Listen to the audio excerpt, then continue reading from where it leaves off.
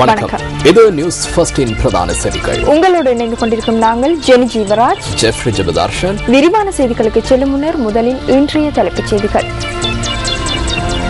சீரற்ற வானிலையினால் பலியானவர்களின் எண்ணிக்கை 27 உயர்வு, 14 பேர் காணாமல் போயுள்ளனர். நிர்கதியான மக்களுக்கு நேசக்கரம் நீட்டும் சக்தி சிரச நிவாரண யாத்திரை ஆரம்பம்.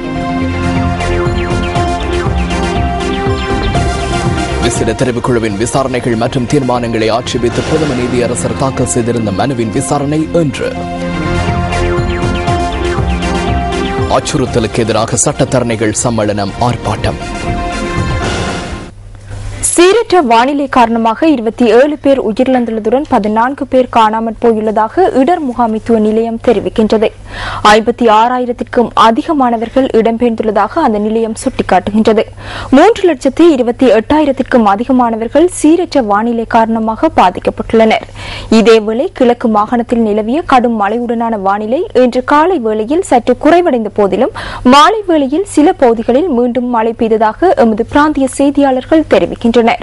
வெள்ளத்தால் பாதிக்கப்பட்ட மக்களில் சிலர் தொடர்ந்து முகாம்களில் தங்க வைக்கப்பட்டுள்ளதாகவும் அவர்கள் குறிப்பிடுகின்றனர். சீரற்ற வானிலை காரணமாக மட்டக்களப்பு மாவட்டத்தில் பாதிக்கப்பட்டுள்ளவர்கள் தற்போது 34 முகாம்களில் தங்க வைக்கப்பட்டுள்ளனர். சித்தாண்டி, கோப்பவெளி, பெண்டுகள், சேனை வேப்பவட்டுவான், மாவடி வேம்பு, நாச்சுவந்தீவு, கொண்டையன்கேணி, கட்டுமுறிவு, கொடுவாமாடு போன்ற பகுதிகளில் வெள்ள நீர் அதிகம் தேங்கியுள்ளதாக எமது பிராந்திய செய்தியாளர் தெரிவித்தார்.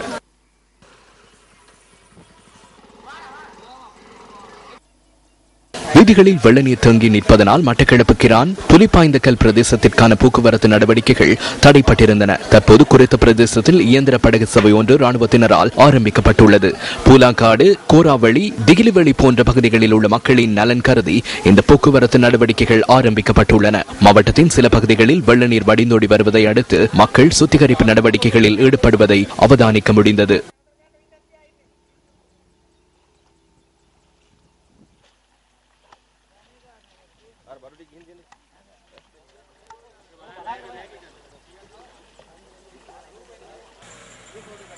திருகோணமலையில் நேற்றிரவு முதல் பெய்து வரும் மழை காரணமாக மூதூர் பிரதேசத்தின் பெரும்பாலான கிராம உத்தியோகத்தர் பிரிவுகள் பாதிக்கப்பட்டுள்ளன.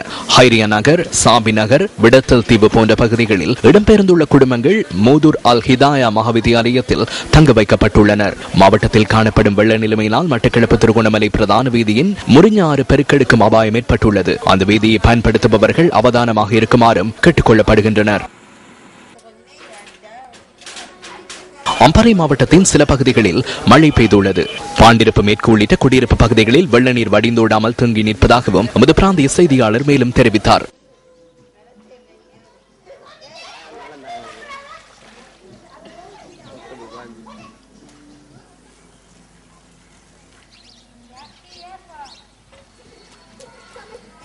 அம்பாறை மாவட்டத்தின் மேட்டுவாட்டை கிராமத்தில் வெள்ள நீர் வடிந்தோடியுள்ளதை அடுத்து மக்கள் தமது இருப்பிடங்களையும் பாதைகளையும் சுத்தம் செய்து வருகின்றனர். அத்துடன் அம்பாறை மாவட்டத்தின் சில பகுதிகளில் வயல் நிலங்களில் தொடர்ந்து வெள்ள நீர் தங்கியிருப்பதையும் காண முடிந்தது. குறிப்பாக இந்த ஊர், செட்டியா கண்டம், அல்லிமூலை, சம்புவழி பகுதிகளில் நூற்றுக்கணக்கான ஏக்கர் வயல் நிலங்கள் வெள்ள நீரில் மூழ்கியுள்ளன. இதேவேளை கல்முனை, கிட்டங்கி வீதியுடான போக்குவரத்து வழமைக்கு திரும்பியுள்ளது.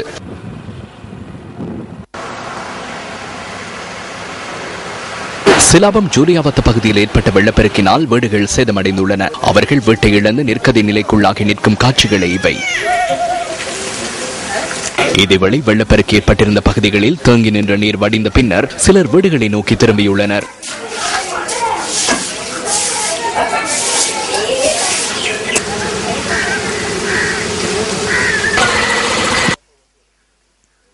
வெள்ளத்தினால் பயிர் நிலங்கள் அழிவடைந்துள்ளதுடன் சிலாபம் முகுனுவாட்டவன பகுதியில் உள்ள கோழி பண்ணை ஒன்றும் பாதிக்கப்பட்டிருந்தது.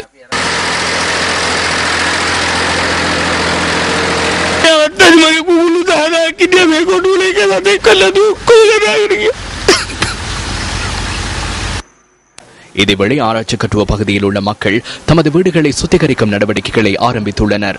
அடிப்பளை பகுதியில் நீரில் அடித்துச் சென்று காணாமற் போன ஒருவரின் சடலம் இன்று வயலொன்றிலிருந்து மீட்கப்பட்டுள்ளது. அசோக் தினேஷ் என்ற 32 வயதான 3 பிள்ளைகளின் தந்தையின் சடலமே இவ்வாறு மீட்கப்பட்டுள்ளது. பொவத்தென்ன நீத்தக்கத்தின் வான்கதவுகள் திறந்துவிடப்பட்ட நிலையில் அம்மன் கங்கையில் நீரில் அடித்துச் செல்லப்பட்ட இயந்திரங்களே இவை அனைத்தும் முருகஹாகாந்த திட்டத்திற்கு சொந்தமானவை.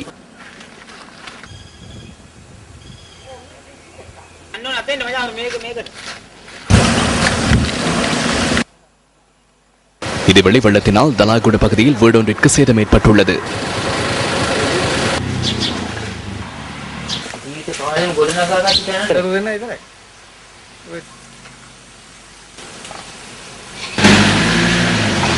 மாத்தளை நகரில் அமைக்கப்பட்டுள்ள இடம்பெயர்ந்தோருக்கான முகாம்களில் மக்கள் தொடர்ந்தும் தங்கியுள்ளனர்.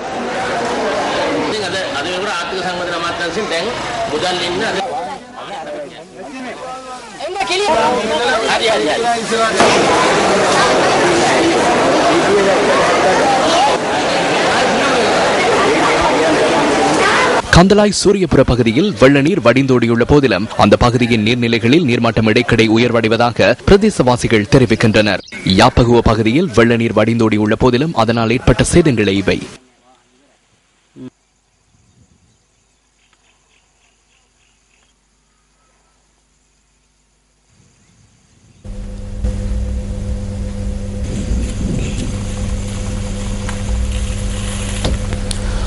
வானிலை மாற்றங்களின் போது ஏற்படுகின்ற அனர்த்தங்களை மக்கள் பல்வேறு பெயர்களை கொண்டு அழைக்கின்றமை வழமையாகும்.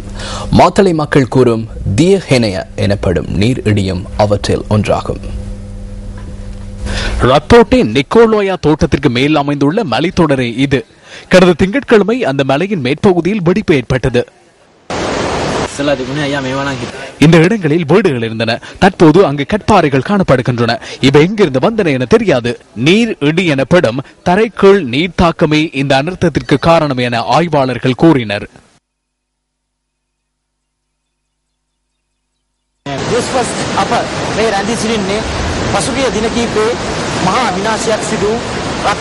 கடந்த சனி மற்றும் ஞாயிற்றுக்கிழமைகளில் பெய்த கடும் மழையினால் தற்போது நான் இருக்கும் இந்த இடத்தில் தொழிலாளர் குடியிருப்புகள் மற்றும் பிரதான வீதி என்பன சேதமடைந்துள்ளன.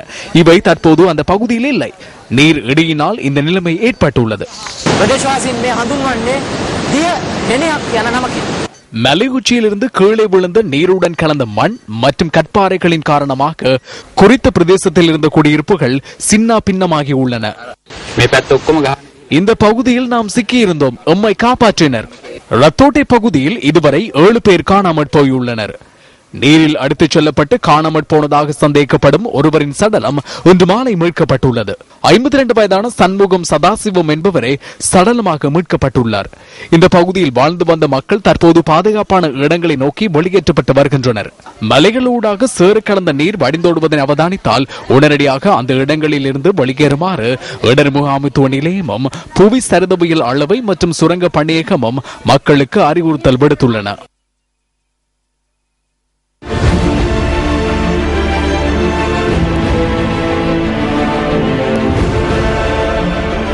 மழை, வறட்சி, ஆழிப்பேரலை, வெள்ளம், மண் சரிவு போன்ற அனர்த்தங்களின் போது நிர்கதியான மக்களுக்கு நேசக்கரம் நீட்டுவதற்கு MTV MBC ஊடக வலையமைப்பும் கேபிட்டல் மகாராஜா நிறுவனமும் ஒருபோதும் பின்னிற்கவில்லை. இதனை மீண்டும் உறுதிப்படுத்தும் வகையில் பலத்த மழையால் ஏற்பட்ட அனர்த்தங்களில் பாதிக்கப்பட்டுள்ள மக்களை தேடி சக்தி சிரச நிவாரண யாத்திரை இன்று தனது பயணத்தை ஆரம்பித்தது.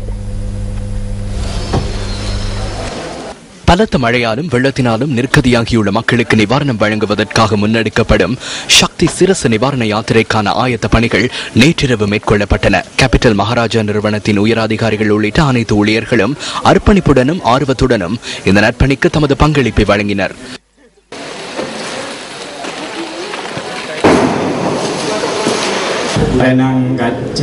சமய வழிபாடுகளை அடுத்து வரையறுக்கப்பட்ட கேபிட்டல் மகாராஜா நிறுவனத்தின் தலைமையகத்திற்கு அருகிலிருந்து நிவாரண யாத்திரை இன்று முற்பகல் ஆரம்பமானது.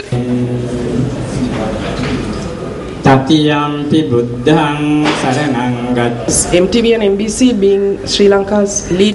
MTV MBC என்பது இலங்கையின் முதற்தர ஊடக வலையமைப்பாகும். இது சொல்லளவில் இன்றி நடைமுறை ரீதியில் நிரூபிக்கப்படுகின்றது என நாம் நம்புகின்றோம். அது தலைமைத்துவத்தின் இலட்சணையாகும். மிக விரைவில் பாதிக்கப்பட்ட மக்களுக்கு நிவாரணங்களை வழங்க வேண்டும் என நாம் தீர்மானித்தோம்.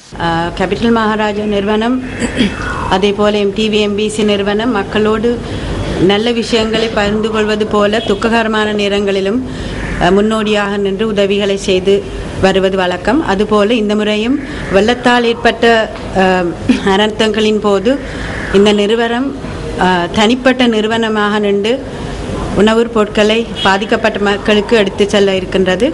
விஷால மூலமே ஆயோஜனையாக பாரிய நிதி முதலீடாக இருந்தாலும் பொருளாதார நோக்கங்கள் அனைத்தையும் புறந்தள்ளி சிரச கடமண்டிய களியாட்ட நிகழ்வுகளை ஒத்திவைப்பதற்கு முகாமைத்துவமும் ஊழியர்களும் தீர்மானித்தனர். அத்துடன் நின்றுவிடாது பாதிக்கப்பட்ட மக்களுக்காக ஏதேனும் உதவிகளை வழங்க வேண்டும் என வரையறுக்கப்பட்ட கேபிட்டல் மகாராஜா நிறுவனம் தீர்மானித்தது. நம்முடன் தொடர்ந்தும் கைகோர்த்திருக்குமாறு அனைத்து ரசிகர்கள் மற்றும் நேயர்களிடமும் நாம் வேண்டுகோள் விடுக்கின்றோம்.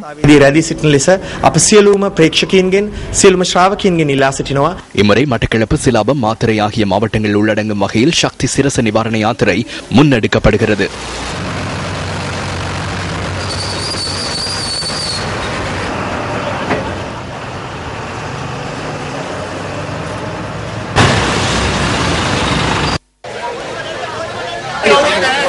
சக்தி சிரச நிவாரண யாத்திரை இன்று மாலை சிலாபத்தை சென்றடைந்தது.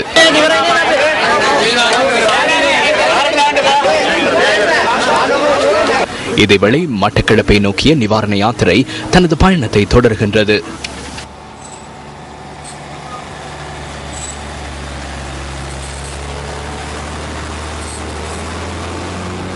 இனி ஒரு விதி செய்வோம், அதை என்னாலும் காத்திடுவோம், தனி ஒரு மனிதனுக்கு உணவில்லை எனில் இவ்ஜகத்தினை அழித்திடுவோம் என்பது மகாகவி சுப்பிரமணிய பாரதியின் கவிவரி. மனிதநேயத்தினை இந்த கவிவரி பறைசாற்றி நிற்கிறது. அதற்கு அமைய கடந்த நாட்களிலே நிலவிய சீரச வானிலையினால் பாதிக்கப்பட்ட மக்களுக்கு மனிதாபிமான உதவிகளையும் உலருணவுப் பொருட்களையும் எடுத்து செல்கின்ற ஒரு மனிதநேய பணியினை MTV MBC ஊடக வலையமைப்பும் அதனை நிர்வகிக்கின்ற கேபிட்டல் மகாராஜா நிறுவனமும் இன்றைய தினம் ஆரம்பித்திருக்கின்றன. இந்த பணியிலே மட்டக்களப்பில் இருக்கக்கூடிய நமது அருமை சொந்தங்களை அடைந்து அனர்த்தத்தினால் பாதிக்கப்பட்ட அவர்களுக்கு ஆசுவாசப்படுத்தி அவர்களுக்கான உலருணவுப் பொருட்களை வழங்க இருக்கின்றோம்.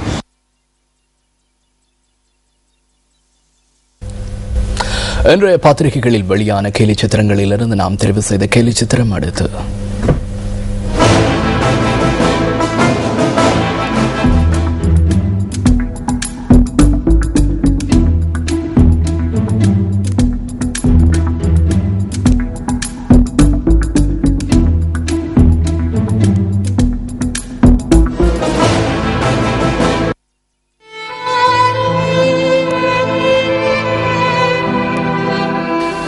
தெரியாததால் நாம் இந்த சிறுவனை ராஜன் என அழைப்போம்.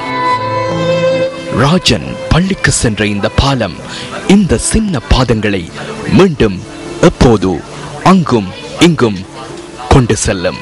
இவன் பள்ளிக்கு சென்ற பாலத்தை போன்று அவனின் பசியை தீர்த்த இந்த வயல் நிலங்களும் இயற்கையின் சீற்றத்தினால் இன்று சின்ன பின்னமாகியுள்ளன. ராஜன் துள்ளித்திருந்த பாலம் உருக்குலைந்து உணர்வற்று கிடக்கும் நிலையில் புத்தளம் ஆராய்ச்சி காட்டுவையைச் சேர்ந்த இந்த இளம் சிட்டுக்கள் மீண்டும் பள்ளிக்கு செல்ல இந்த புத்தகங்களை மீண்டும் தயார்படுத்த வேண்டும்.